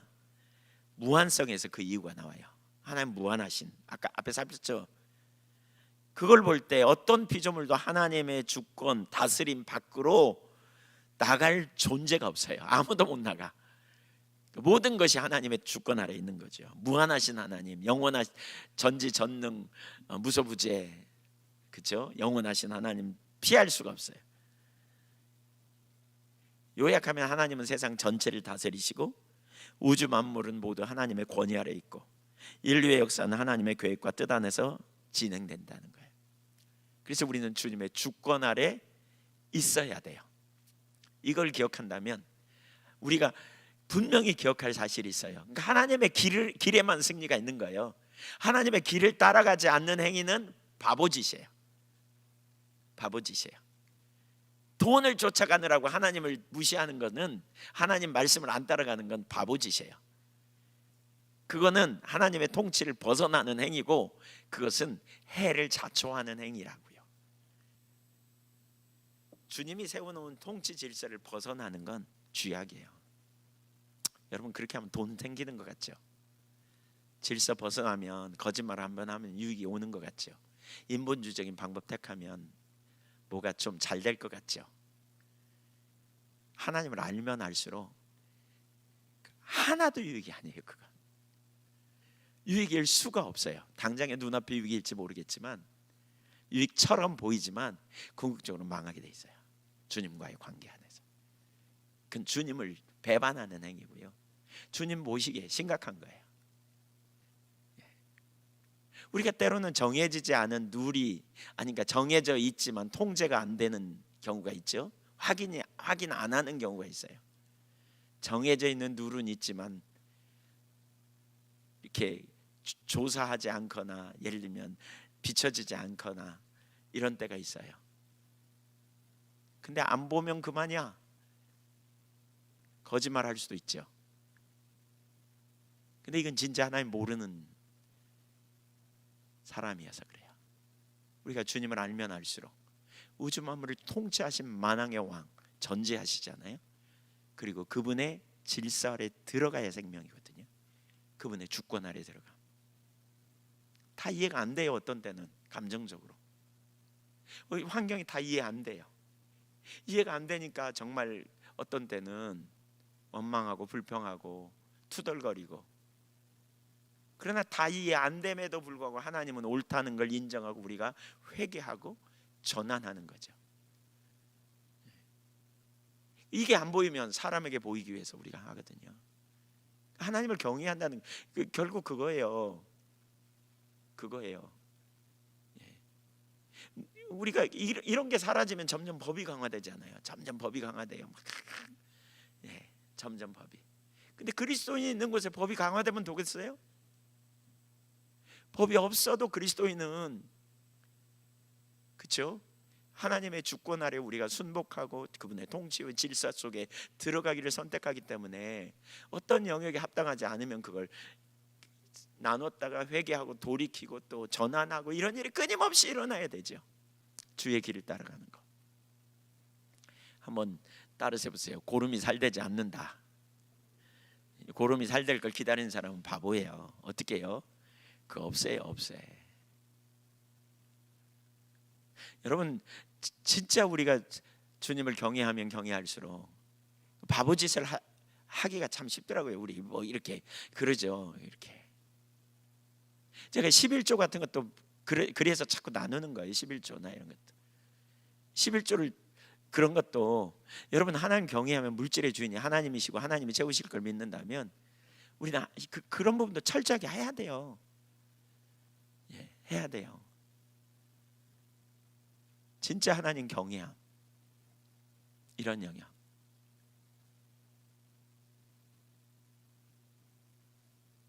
우리 삶의 모든 영역에서 진짜 하나님 앞에서 우리가 사람 투명성 이게 어떻게 가능하냐? 주님의 주권 앞에 우리가 믿는 하나님이 얼마나 완전하신 분지를 우리가 신뢰하고 선다면 우리가 주님을 의존한다는 게 뭔지 이런 영역들.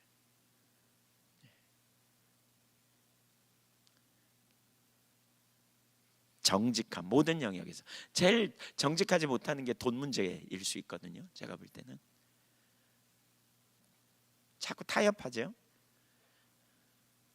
손해보지 않으려고 위기를 모면하려고 적당히 타협하고 가는 거. 하나님 경외하니까 어떻게 서야 하는지 이런 거죠. 다섯 번째, 하나님은 선이시다. 같이 읽어보죠. 아이고 이거 오늘 하나님만 하다가 말겠는데 시작. 하나님의 성품에 대한 최고의 선언이다. 하나님의 인격적 본질은 선이시다. 그래서 그를 의지하는 자에게는 선으로 인도하신다. 그러니까 로마서 8장 28절 모든 것이 합력하여 선을 이룬다. 그 구절이에요.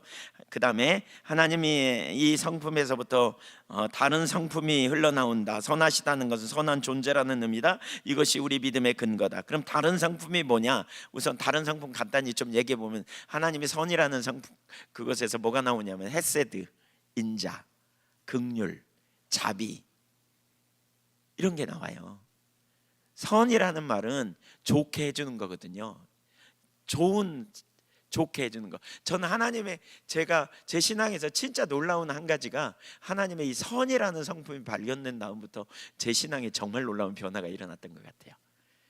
어떤 변화? 하나님이 나한테 무조건 잘해준다는 걸 제가 알았어요. 하나님은 나에게 무조건 잘해주기를 원하시는 분이야. 기본적으로 여러분 이걸 이해해야 돼요. 선하시니까 좋다니까요. 그러다 보니까 어느 날 제가 저를 보니까 주님 닮아가면서 이렇게 점점 제가 좋은 사람으로 변하더라고요. 이웃에 대하여 좋은 사람으로 달라져 가는 것 같아요. 제가 제 마음에 나쁜 생각이 빨리 하면 그냥 얼른 집어치우고 어떻게든지 잘 되게 해주려고 하는 마음이 생기는 것 같아요. 그래서 어느 날 보니까 내가 주님을 좀 닮아가는가 보다. 그 성품이 내게 좀 나타나나 보다. 그리스도인이 선하지 않고 막 예수 믿는 놈들이 더 나쁩디다 막 이런 얘기 하거든요. 그러면 제가 뭐라 그러냐면 아직 예수님 안 닮아서 그렇다고. 제가 그랬습니다. 아직 안 닮아서 그렇다고. 닮으면 선할 수밖에 없다고. 인자를 베풀고, 그러니까 긍휼, 사랑하는 거죠. 사랑을 하고 긍휼히 여기고 불쌍히 여기고 도우려고 하고. 우리 주님이 그런 선하심 때문에 우리를 도우시잖아요. 우리를 도우시죠. 여기서 그게 나오는 거죠. 다른 한 부분에서 주님이 선이다, 그건 뭐예요? 도덕적 기준이에요. 절대 기준이에요. 주님의 선이. 그러니까 우리 모든 선함의 근거가 주님이에요. 그래서 여기서 뭐가 나와요? 정의가 나와요. 뭐가 의로움이냐, 이게 나오는 거예요. 주님의 선하심에서. 그래서 거기 뒤에 보실까요? 하나님의 선은 거룩과 사랑이라는 두 가지 방법으로 표현된다. 첫째, 읽어볼까요? 시작. 거룩은 악을 용납하지 않으시는 절대 공의로 그에게는 어둠이 조금도 없으시므로 아무리 사소한 악이라도 용납되지 않는다. 둘째, 그러나 하나님의 선은 또한 사랑으로 표현된다. 요한일서 4장 16절에 하나님은 사랑이시라고 가르친다. 이 사랑으로 인해 자기를 희생하라 하시고 구원하셨다. 잘 되기를 바라는 마음. 하나님의 선이라고 하는 것이 의미하는 바가 뭐냐? 첫째는 의의 절대적 표준이 있다는 것이고, 둘째로 그럼에도 선하신 하나님의 사랑으로 인해 우리에게 소망이 생겼다는 거예요. 왜냐하면 하나님 사랑이시기 때문에 그분의 당신의 피조물을 버리지 않으시려고 독생자를 아끼지 않고 내놓으셨기 때문에 한량없는 사랑, 한량없는 자비이죠. 너무나 놀라운 은혜, 너무나 놀라운 축복, 이거예요. 하나님이 누구이신지 아시겠어요? 네, 하나님이 누구이신지 다시 처음 명제를 펴보세요. 거기 한번 처음 명제, 하나님은, 거기 읽어보자. 하나님이 누구이신가? 거기 명제 시작. 하나님은 무한하시고 삼위의 인격이시며 초월적이고 내재적이며 전지하시고 주권자이시며 선이시다. 모르심이 하나도 없는 완전한 선을 가지신 초월자이며 내재하시는 인격체이신, 그리고 무한하신 하나님, 그분이 우리 하나님이세요. 우리가 믿는 하나님. 하나하나가 되게 중요해요. 여러분 꼭 이렇게 복습을 하셔서 내가 어떤 영역에 잘못된 의식을 가지고 있는지 반드시 어떻게 하실 필요가 있냐면요, 잘못된 의식을 가지고 있으면 회개가 필요해요. 그리고 우리 믿음은, 예배도 그렇게 말하거든요. 예배를 이렇게 표현해요. 하나님에 대한 도리적 반응이다. 예배는 하나님을 아는 자가 하나님에 대하여 도리적으로 반응하는 게 예배라는 거예요. 우리가 믿는 하나님이 어떤 분이야, 그 도리적인 반응으로 예배하는 거죠. 그러니까 하나님 아는 게 되게 중요해요. 아는 만큼 우리가 하나님을 온전히 예배할 수 있고요, 하나님을 기쁘시게 하는 삶을 살 수 있어요. 아까 믿음에 관한 삶도 다 연결되고요. 그래서 여러분이 가지고 있는 의식에 하나님에 대한 왜곡된 의식이 있으면 그게 뭔지를 정확하게 좀 직면하세요. 찾아보세요. 그리고 그 부분을 회개하고 하나님 그 영역을 이렇게 묵상하고 믿음으로 받아들이고 더 알기를 구하고, 모르면 질문도 하시고요. 그러면서 더 알기를 구하고, 그리고 그 기초에서 믿음으로 반응해 나가는 거예요.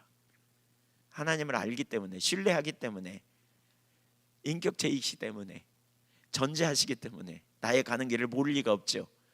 선하시기 때문에 나에게 가장 좋은 걸 주기를 기뻐하시죠. 어떤 사건이 여러분에게 생겼어. 납득이 안 돼. 근데 어떻게 그걸 풀어가느냐?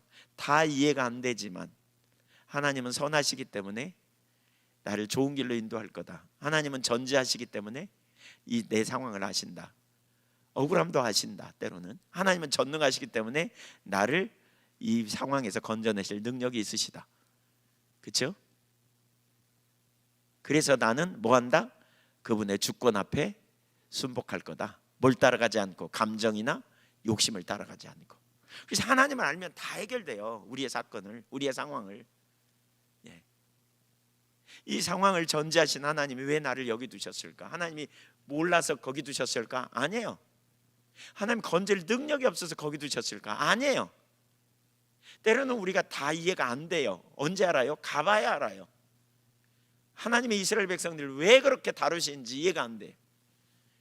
제가 이번에 개인적으로 큰 은혜의 경험이었던 게 죽전교회 제가 그 얘기했잖아요. 갔다 와가지고 거기서 엄청 고생하고 힘들기도 하고 그런 시간을 보내고 와서 이번에 가서 보니까 역사의 주관자이신 하나님이 당신의 뜻과 의도를 가지고 정말 생판 모르는 사람을 통해서 교회를 세우고 정말 그야말로 정말 좋은 엘리트, 소위 말하는 스카이 대학다운 분들, 이런 사람들을 거기 전도사로 목사로 보내갖고 거기 죽을 고생하고 섬기고 제가 3대로 갔거든요.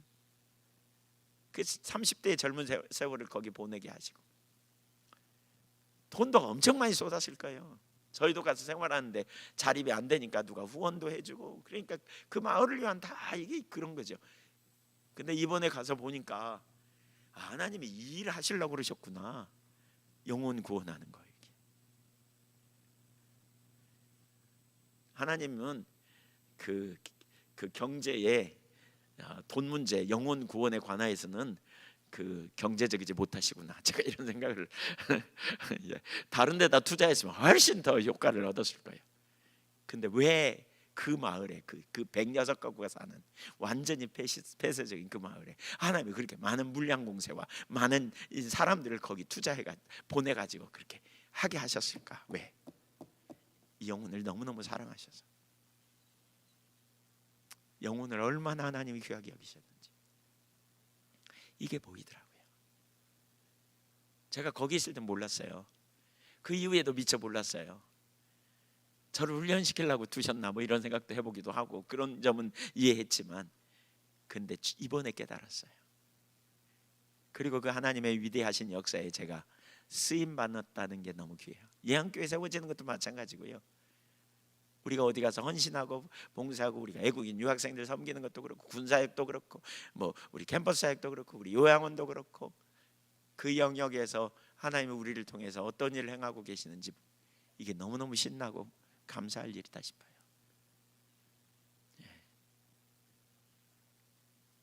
거기 쓰임 받는 게 얼마나 놀라워요. 우리 선생님들, 선교원 선생님, 저기 우리 학교 선생님들, 이게 보이면 좋겠어요. 이게 보이면 그러면 다윗처럼 바울처럼 이런 고백을 하겠죠. 나 같은 자를 택하신 주님의 은혜, 쓰신 주님의 은혜가 너무 놀랍다. 이렇게 하나님이 우리를 통해서 행하시는 일이 얼마나 그거 놀라운지. 그러니까 여러분, 우리가 하나님이 누군지만 제대로 알아도요, 우리 상황, 환경, 모든 영역 다 거기서 정리돼요. 혼돈 내려지고요, 다 끊어지고요. 그럴 것 같죠? 네. 아이고 어떻게 하냐 시간이. 네, 넘어가서 창조 보겠습니다. 창조 하나라도 더 나가야 될 것 같습니다. 시작. 하나님은 무에서 우주를 창조하셔서 개방체계 속에서 인과 율의 일치제로 운행하도록 하셨다. 여기 세 가지를 볼 수 있습니다. 첫째, 계속 그분의 말씀으로 창조되었다. 먼저 있었던 어떤 문체를 가지고 만든 것이 아니다. 이것이 우리에게 주는 의미가 뭐냐? 여기 세 가지인데요. A번 읽어보죠. 시작. 우주와 생명은 우연히 생긴 것이 아니라 하나님의 말씀으로 생겨났다는 사실은 우리가 하나님의 주권 아래 있어야 함을 알게 된다. 하나님의 질서, 하나님의 목적과 의도가 있거든요. 무에서 유를 창조했어요. 하나님이 그냥 장난 삼아서 한번 만들어 본 게 아니에요. 하나님이 질서를 세우셨고 하나님의 의도와 목적을 가지고 세우셨다는 사실을 기억해야 돼요. 그래서 우리는 그분의 절대 주권 앞에, 질서 앞에 들어가야 이 우주 만물, 하나님이 창조하신 세상에서 잘 사는 비결이에요. 잘 사는 비결이에요. 제가 결혼할 때 이런 얘기, 결혼 주례할 때 이런 얘기 곧잘 하는 거 들으셨을 텐데, 이 마이크 하나 사면 상자 속에 마이크만 들어있어요? 거기에 뭐 다른 게 있어요? 다른 거 뭐 있죠? 뭐가 있어요? 제품 사용 설명서가 있어요. 우주 만물을 창조하신 주님이 우리에게 주신 제품 사용 설명서가 말씀이에요. 그분의 질서 아래 우리가 있어야 된다는 얘기예요. B번 읽죠. 시작. 인간의 존재는 목적이 있다. 아무것도 없던 곳에서 하나님이 의도적으로 만드셨다는 것은 우리 존재가 의미와 목적을 가지고 있다는 뜻이다. 우리는 실수로 태어난 존재가 아니라 하나님의 계획 안에 있는 존재다. 믿으십니까? 너무나 놀라운 하나님의 은혜인 걸 기억해야 돼요. 10번, 창조주를 신뢰할 수 있다. 같이 읽죠. 세상을 만든 분이 하나님이시기에 그분이 세상을 보존하시고 우리의 삶도 붙드실 수 있음을 의미하기에 신뢰가 생긴다. 여기서 믿음을 갖는 거죠. 무에서 유를 창조하셨어요. 아무것도 없는데 창조하셨어요. 실수로 창조한 게 아니에요. 목적을 갖고 창조하셨고요. 그리고 하나님 목적을 갖고 창조하셨기 때문에 우리는 우리의 인생도 또한 하나님을 신뢰하며 하나님께서 가장 완전한 길로 인도할 걸 신뢰하세요. 여러분의 자녀들도 여러분이 책임져요. 주님께 맡겨요. 대답해 보세요. 다는 얘기겠지만 해보세요. 알아도 안 되잖아요. 그렇긴 한데 그래도 주님께 맡기는, 이거 끊임없이 손을 펴는 일 해야 돼요. 주님께 주도권을 드리고. 우리는 부모로서 맡기라는 말은 그냥 아무 일도 안 하는 게 아니잖아요. 오히려 책임성을 가지고 주님과 동역자로서, 바꿔 말하면 내가 내 아이의 주도권이 아니라 주님이 주도권을 가지셨고 나는 주님이 내게 맡기신 맡겨놓은 그 아이를 돌보도록 하는, 나는 청지기적 사명을 가지고, 그래서 정말 최선을 다해 아이가 잘 자라도록 돕는 이런 사명이 우리에게 있는 거죠.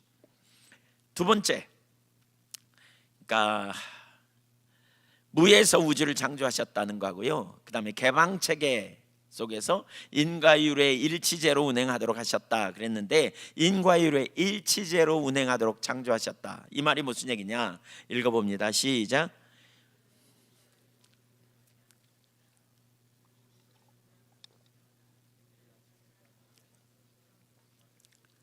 그러니까 일치제, 인과율이 있다, 법칙이 있다는 거예요. 예, 법칙이 있어요. 만유인력의 법칙 같은 거, 그렇죠? 아침에 내일 아침에 해 안 뜰지 걱정하는 분 손 들어보세요. 내일 아침에 날이 안 밝을, 밤이 계속 될 거라고 걱정하는 분 혹시 계세요? 예, 그분 정신병원에 가봐야 되죠. 그렇죠? 예, 당연히 내일 아침에 해가 뜰 걸 우리는 다 알아요. 이게 법칙이니까. 예, 사계절 우리가 있잖아요. 있는 것처럼. 이것이 우리에게 주는 의미가 뭐냐? A번 시작.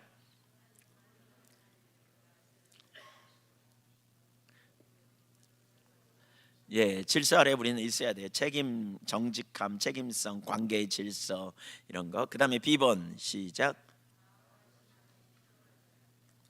질서 정연한 창조 세계 때문에 과학이 가능한 것이다. 우리는 자연을 탐구할 수 있고 하나님이 만드신 세계를 연구할 수 있다. 어떤 분은 과학과 신앙은 충돌하는 것처럼 여겨서 성경을 가지고 이렇게 말하는 분이 있어요. 평평지구, 평평지구. 지구가 평평하대. 예, 성경에 그렇게 말하고 있지 않냐? 그러면서 얘기하는, 그거 요즘 그런 얘기, 총신대학 교수님들이 쓴 책 중에 이런 책이 있더라고요. 예, 이런 책 소개 내용인데 제가 그걸 누가 소개해줘서 봤는데,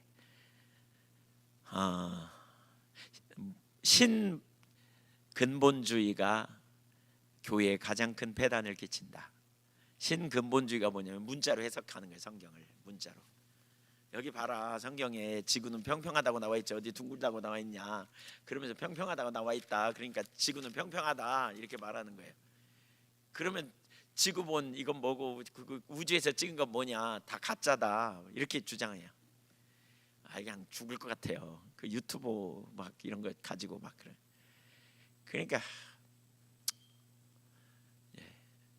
이게 뭐냐면 성경을 문자로 해석해서 그래요. 문자. 그러니까 과학 전혀 안 믿죠, 이런 거. 근데 사실 그 합당하지 않은 사고책입니다. 과학과 신앙은 충돌하지 않습니다. 그래서 과학자 중에 예수 믿는 사람이 많은 거 아세요? 인문학자들보다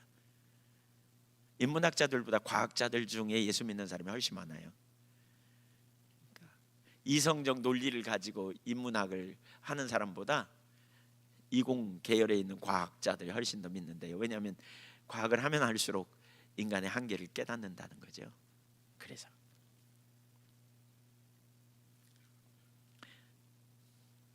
10번 시작.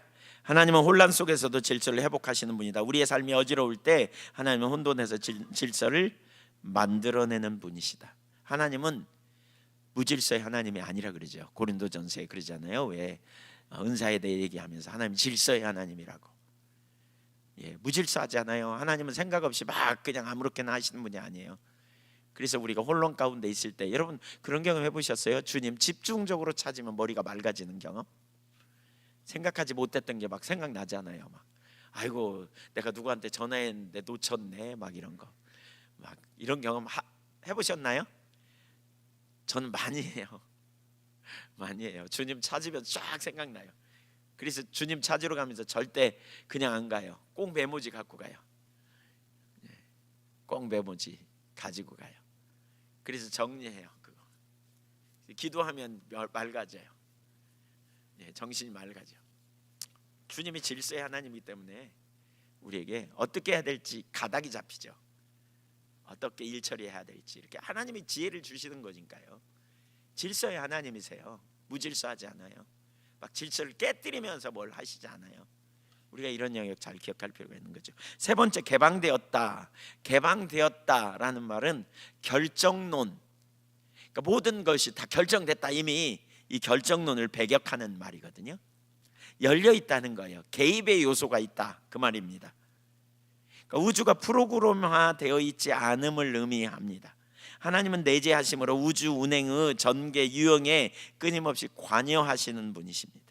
인간도 마찬가지입니다. 세계의 운행 과정은 하나님이나 사람의 재조정에 대해 열려 있습니다. 물론 하나님의 주권을 빗나가서 그러니까 하나님의 주권을 빗나가서 인간이 하는 여부에 따라 바뀐다, 그런 의미는 아닌데요.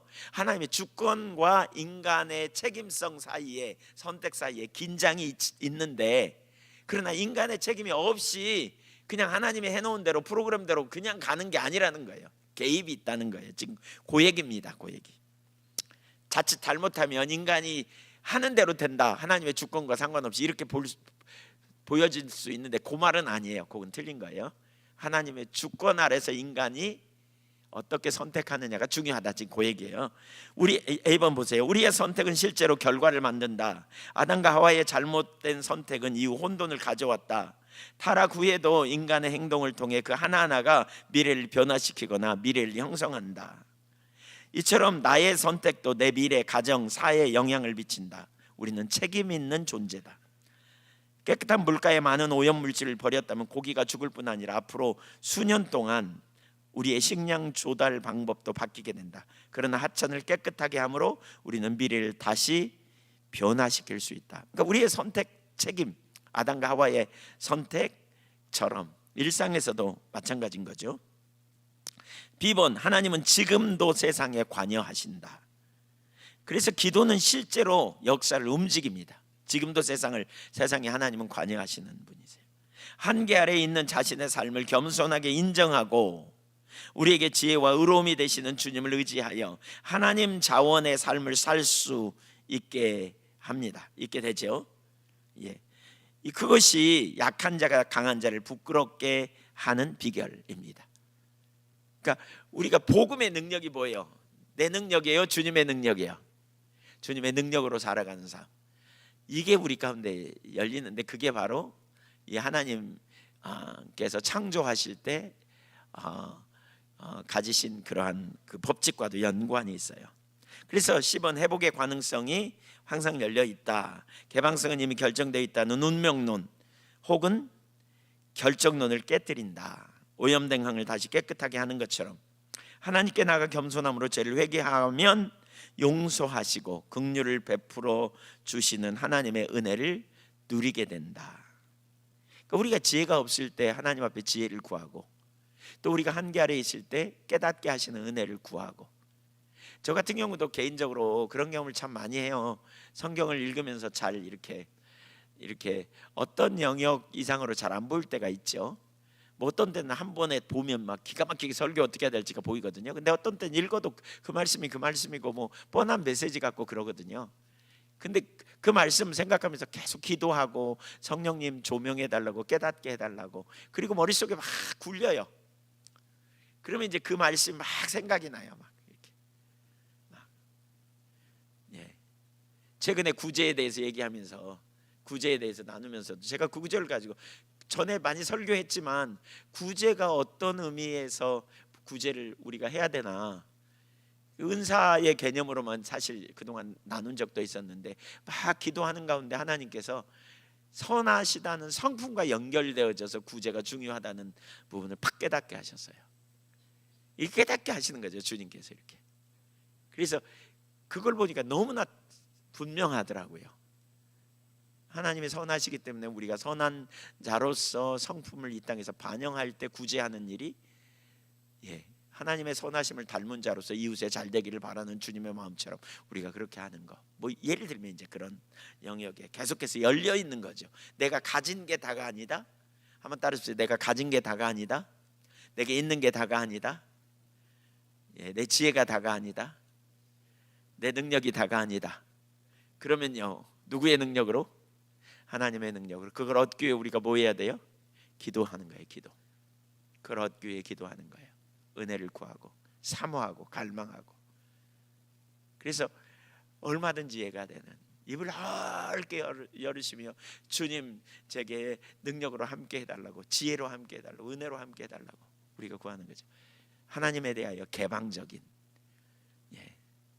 우리 인생은 내가 가진 게 다가 아닌, 내가 가진 재산, 내가 가진 어떤 배움, 내가 가진 능력, 내가 가진 인적 어떤 그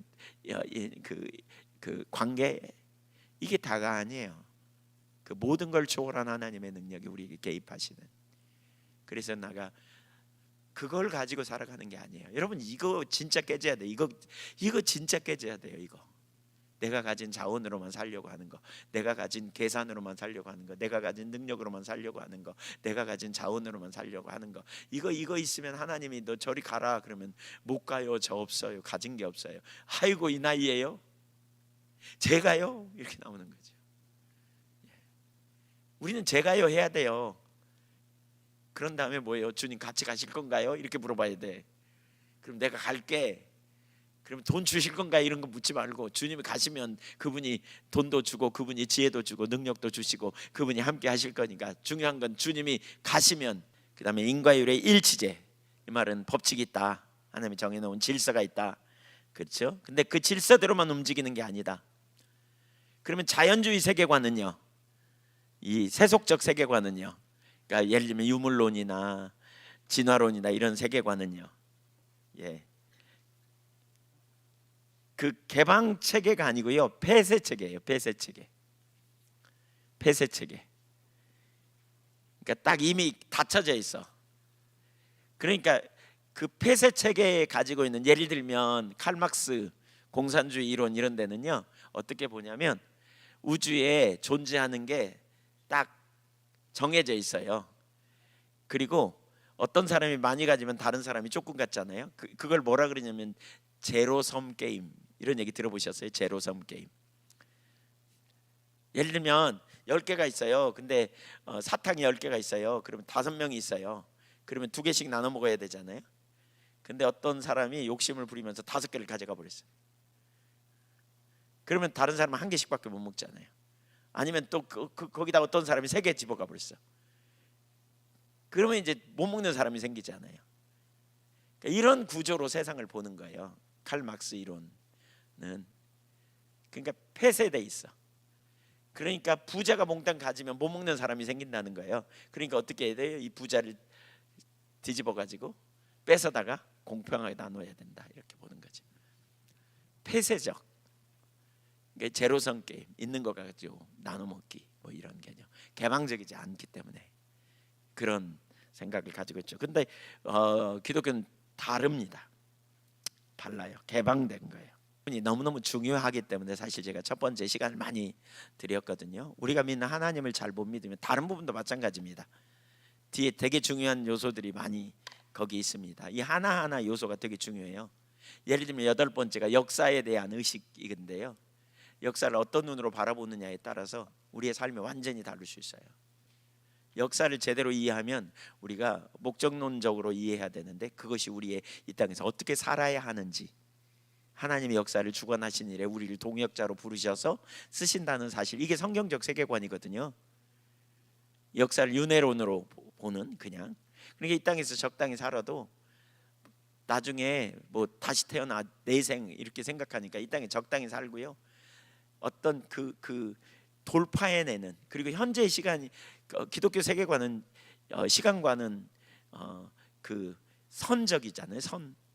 그러니까 오늘 지나가면 내일 다시 오지 않아요. 우리 뭐 내생, 내세, 뭐 다음 생 이런 게 있어요, 없어요? 다음 생이 있어요, 없어서요? 없어요. 우리 기독교인은 이렇게 그러니까 기독교적인 성경적 세계관에 의하면 우리는 주어진 시간을 최선을 다해 보내고 하나님과 동역자로서 어떻게 보내느냐, 이런 역사 의식을 가져야 우리가 이 땅에서 소비적인 삶을 안 살아요. 근데 역사 의식도 요즘 그러니까 동양적인 사고, 윤회적인 사고, 뭐 이런 거, 유물론적인 사고, 이 땅이 다라고 하는 뭐 그런 역사들, 프로이드적인 의식, 뭐 이런 서구적 세계관에 기초하면 심각합니다. 우리가 소비적인 삶을 살 수밖에 없습니다. 성경적 세계관이 무엇인지 우리가 올바로 이해하는가, 이 하나하나가 너무너무 중요한 영역이에요. 그래야 우리가 세월을 할게요. 어제 세계관의 정의 보셨잖아요. 세계관이 틀, 우리의 사건을 해석하는 틀이고, 어제 혹시 못 들으신 분 손 들어보세요. 유인물 있나요? 유인물 있어요, 목사님? 거기 뒤에 혹시 지금 있어요, 남은 거? 네, 아니 이따 나가면서 사무실에 가서 얻어 가시면. 못 들은 분 손 들어보세요. 유인물 필요한 분. 네, 어제 못 들은 분 사무실 가서 꼭 보세요. 쉽게 정리했기 때문에 아마 금방 이렇게 이해할 수 있을 거예요. 근데 그 부분이 잘 이해되어져야 쭉 이번 주간에 더 쉽게 이해할 수 있거든요. 그래서 그렇게 이렇게 하나하나 우리의, 그러니까 결국 영적 싸움은 진리 대결이라 그러잖아요. 진리 아닌 걸 믿으면 아닌 채로 반응해요. 그렇게 아까 우리 김혜정 권사님이 그렇게 8년 동안이나 교회를 그렇게 다녔다는 거예요. 7년인가 8년인가. 그러니까 그렇게 그냥 예배한다고 왔어요. 하나님 아닌 다른 신에게 그렇게 찬송도 하고 기도도 했는데 머릿속에 하나님이 아니야, 다른 거예요. 그러니까 본인이 되게 충격을 받으셨더라고요. 그러니까 이 하나하나를 제대로 하는 것이 얼마나 중요한지 몰라요. 제대로 하는 게. 믿음도 그렇고 우리 인간이 누구인지에 대한 부분들, 거기 어떻게 우리가 깨닫는지, 계시에 대한 부분도 그렇고, 그러니까 알게 되는 거죠. 이런 부분도 그렇고.